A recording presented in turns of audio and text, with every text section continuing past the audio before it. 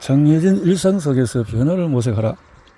리더가 직원들에게 행복하세요라고 말만 해서는 안 된다. 긍정을 강화하는 패턴을 만들기 위해서 직원들과 함께 노력해야 한다. 긍정적으로 행동하는 방법을 떠올리기가 너무 어렵다. 그러므로 부서 전체가 교체적인 패턴을 만들어 놓으면 새로운 두뇌 자원을 쓰지 않아도 긍정성을 유지할 수가 있다. 축하를 습관적으로 하는 것도 괜찮다. 일례로 결혼율이 35%에 이를 정도로 일이 힘들다고 알려진 내시경 부서는 각자 음식을 가지고 함께 어울려서 점심 행사를 정기적으로 진행한 결과 6개월간 결혼율이 0%를 기록했다고 한다. 예, 좋은 그런데요. 리더십은 호기심으로 이끌어 나가기. 호기심은 구글의 팀 빌딩 방식은 이점에서 나는 측정의 중요성을 다시 강조하지 않을 수가 없다. 여기 또 하나의 측정 방법이 있다. 전문 도청자가 되기 그래서 조직 규모에 상관없이 리더가 직원들과 소통하며 진행할 이유가 방법은 언제나 있다. 직원 수가 2,000명이 넘는 회사에서 관계를 쌓기는 불가능하다는 생각인데 오랜 세월 경영자들의 내리에 박힌 그것도 착각이다. 연결을 유지하려면 작은 팀이 더 낫다. 앨리스더 코크퍼는 소프트웨어 엔지니어와 기술자들을 위해서 스크럼 중심의 패턴 문화를 구축하겠다는 사명을 갖고 출발했는데 작은 팀이 낫다. 그래서 배려하라. 진심이 전달되는 상대방이 선호하는 소통 방식이 무엇인지 알아야 한다. 사람들이 그 어느 때보다도 줌 번아웃에 시달리는 시대에 또 다른 영상회의에 들어오라고 요구하는 것은 무신경해 보일 수 있다. 어떤 사람들은 불특정한 시간 동안에 다른 사람을 그것도 그다지 잘 알지 못하는 사람의 얼굴을 1대1로 마주보는 상황을 좋아하지 않는다. 그보다는 전화통화를 하거나 직접 만나서 대화하거나 이메일이나 메시지를 보내는 편이 나을 수도 있다. 선호하는 방법이 무엇이든 그 방법을 먼저 알아낸 후에 적절한 소통 채널을 결정하라. 진정성을 가져라. 친구나 동료와 진정성 있는 관계를 쌓으려고 노력하라. 어떻게 지내는지 묻고 지낸다는 대답에서 대화를 끝내서는 안 된다. 구체적인 관심을 보여라. 깊이 또 파고들어라. 선의를 상정하라. 선의를 상정한 상태에서 사람들과 대화를 시작하라. 특히 곤란한 문제일수록 그들의 좋은 의도를 믿으라. 어려운 대화를 나눌 때 우리를 위로해 주려는 사람의 말을 이을 더듬고 태도를 보여서도 하지만 상대방의 긍정적인 의도를 거부감 속에서 감춰진 선의를 받아들이는 데 도움이 될 것이고 거꾸로 어깨 한쪽을 내어주는 입장이라는 섣불리 문제를 그래서 선의를 상정하라. 인터뷰 중에서 지원자에게 해결해야 할 과제를 부여해라. 즉각적인 관심이 필요한 현실적이고 도전적인 과제가 좋다. 호기심 많은 사람은 자신의 지식에 확신이 있고 무언가 더 나은 결과를 만들어내기 위해 기존의 프로세스나 방법을 수정해 보려고 노력할 것이다. 해결책 자체보다도 어떤 식으로 문제에 접근하는지를 살피는 것이 중요하다. 새로운 것을 배우는 데 관심이 있는지 확인하라. 박태자는 두 가지 방법을 제안했다.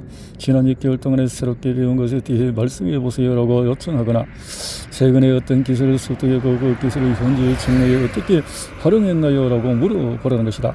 지원자에게 업무 외적인 관심사에 대해 질문하되 구체적인 내용을 요구해라.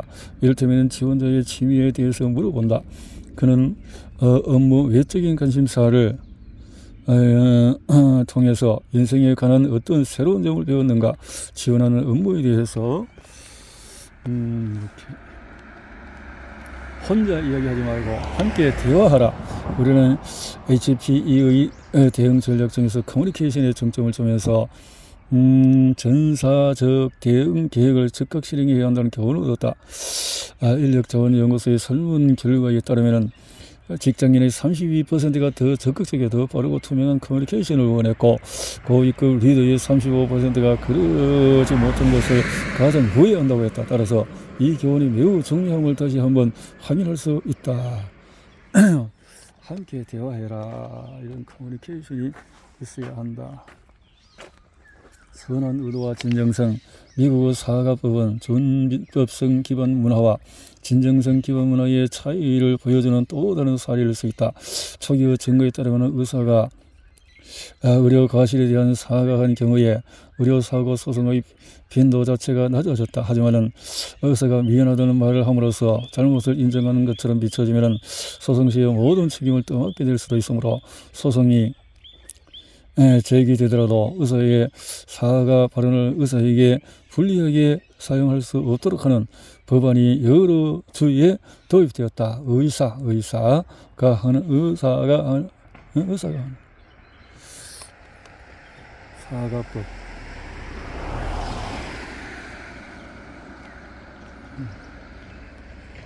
커뮤니케이션의 투명성 확대, 모든 리더십 수준에서 직원 안부 확인 강화, 정신건강, 사회 정의, 기존에 시행하던 탄력 근무제 개선, 건강 전문가를 이용할 기회 확대, 웰빙을 증진하는 캠페인을 더욱 집중적으로 운영하고 나를 위한 정신건강과 웰빙에 집중할 수 있도록 5월에 모든 직원의 계약자에게 하루 휴가를 제공하고 등등 이렇게 짜서 신체적, 심리적 안전을 우선하기.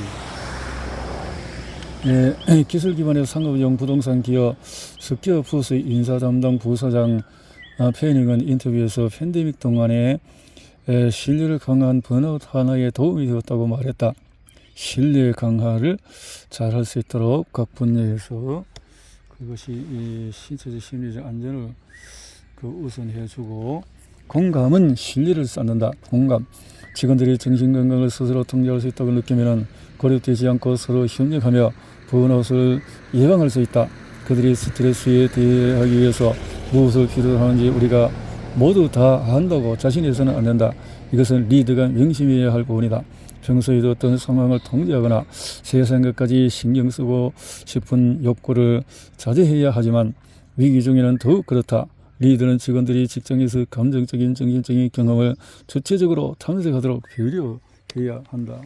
주체적으로 공감을 가지도록 한다.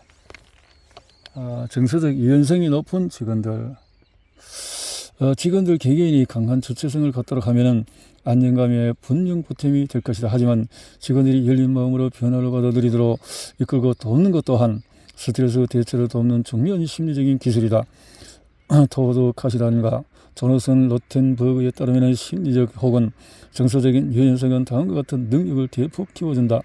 다양한 상황적인 요구를 인지하고 적응하는 능력, 처음의 전략이 효과 없을 때 사고방식이나 행동을 전환하는 능력, 여러 중요한 삶의 영역 사이에서 균형을 유지하는 능력, 접어두고 가족이나 친구의 시간, 취미 또는 일상을 즐겨야 할 때 이런 것이 있어야 한다는 건데, 행복이 성과에 끼치는 영향은 언젠가 한 라디오 프로그램에서 전화 연결 코너에 게스트로 출연한 적이 있다. 진행자는 청취자들에게 팬데믹 본격화되면서 어떻게 기쁨을 찾는지 사연을 보여달라고 했다. 누구나 아는 뻔한 이유로 2020년 많은 이에게 힘든 한 해였다. 그러니까 이것은 청취자들이 각각함을 드러내려고 한 일들에 관한 이야기를 할 기회였다. 이렇게 해서 행복이 성과에 되는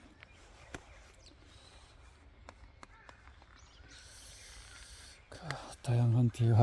행복하고 건강하며 성취도 높은 리더는 웰빙은 기분을 좋게 해줄 뿐만 아니라 실제로 유익하기 때문에 중요하다는 사실이 연구를 통해서 입증되었다.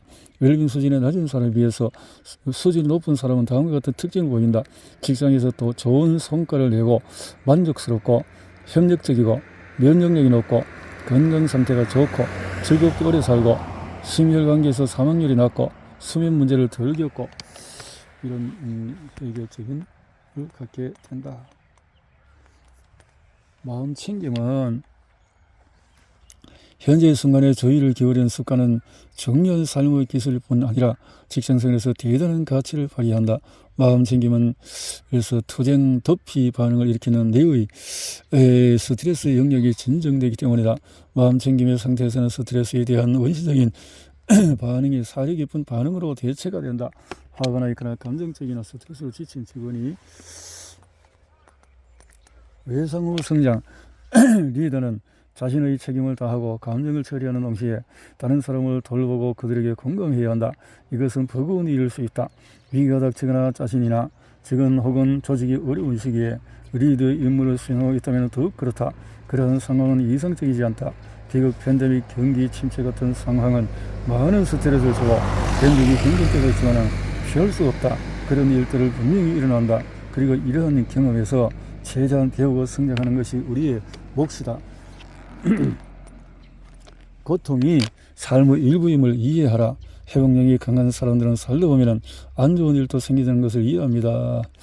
라고. 회복력이 강한 사람들은 고통이 모든 존재의 이것을 알고 있으면 힘든 시기가 오도 딱히 차별 저는 한 번도 왜 하필 나야라는 이런 생각을 안 했죠. 자신에게 질문하라. 지금 내가 하는 행동이 내게 도움이 되는가? 러시는 딸이 죽고 처음 며칠 동안에 여러 결정을 내려야 했다. 이게 내게 도움이 되는 일일까? 아니라면 나를 해친 일일까?